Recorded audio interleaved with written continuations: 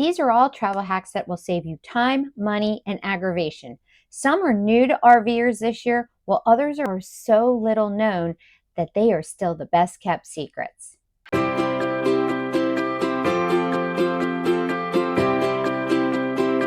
Hi there, I'm Lisa, the Golden Glamper. Welcome or welcome back.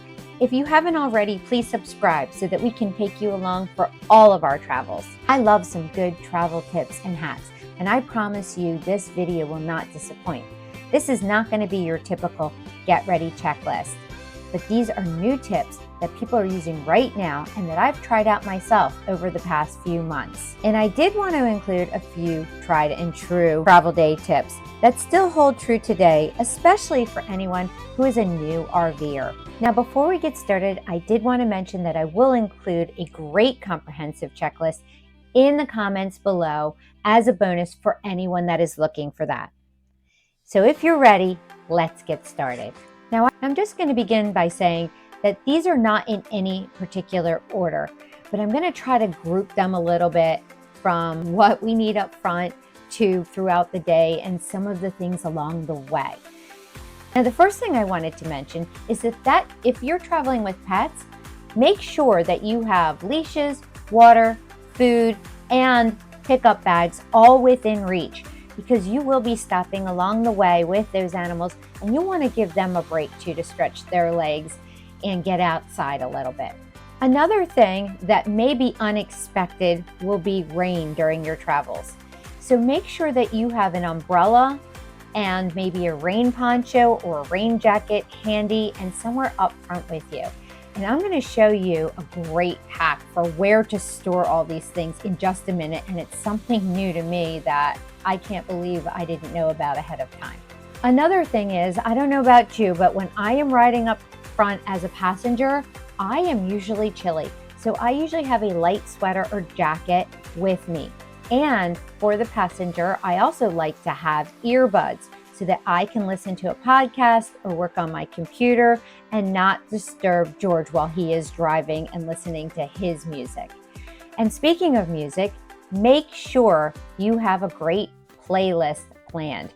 When we are going to a destination, we like to match our music to that destination to get us excited. For example, when we go down to the Keys, we tend to have a lot of Jimmy Buffett and Zac Brown Band on our radio. And speaking of driving, make sure you have a good app like RV Life installed on your phone. And as the passenger or as the driver, make sure that you have that pulled up and that you an RV safe route for your travels.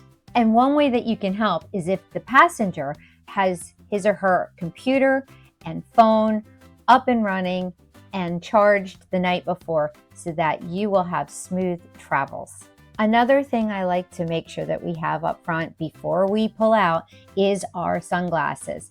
You never know when you are going to need them on the road. So prepare both for rain as well as for those sunny days. And of course, have some coffee and drinks and some snacks packed in advance for the ride. One of the new hacks that I have just discovered is this top that fits over a bag bag. And some of those things that I am going to mention that you want to have within reach of your passenger seat are easily stored within the bag bag. And then all you have to do is put this convenient top on it. And now you have extra cup holders as well as a little space for your snacks or anything else that you need to store. It is one of the newest, best hacks that I can recommend this year. One of the things that you should make sure is that you have some easy, comfortable shoes to slip up so that when you do stop at a rest stop or a grocery store along the way, you don't have to search for your shoes. They are right there in the front cab with you and you can easily access them. And make sure you plan those stops in advance. Stopping along the way in an RV, and especially something that's large, is sometimes a challenge. So make sure you know where those RV-friendly gas stations are and where those pet-friendly stops are as well. So this next tip is for some of my newer glampers, and that is make sure that you fuel up before you go on your trip. The last thing you want to do is be excited, be on the road, and then have to find a gas station right away. But do plan those gas station stops ahead of time. You want to make sure it's an RV friendly gas station, and get yourself a gas buddy card or a discount fuel, because the expense of gas does add up quickly. And also, for my newbies, make sure that you do have a checklist for inside and outside of the RV before you get on the road. This will be one of those things that you're going to want to make sure you always check for safety reasons. And speaking of safety, make sure that you always have some triangles or some flares in case you do have one of those rare problems on the road and need to pull over. You want to be as safe as possible and ensure the safety of other traffic on the road.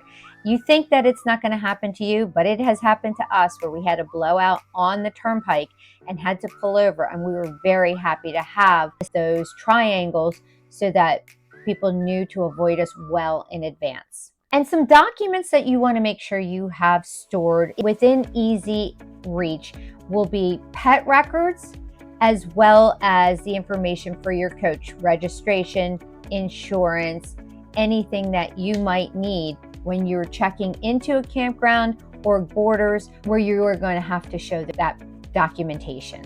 And before you get to your spot, even if you have a reservation, make sure that you call ahead just to confirm your spot, know what the directions are for getting into the campground, so that once you get there, there is no delay and you'll be able to pull in, hook up quickly and easily.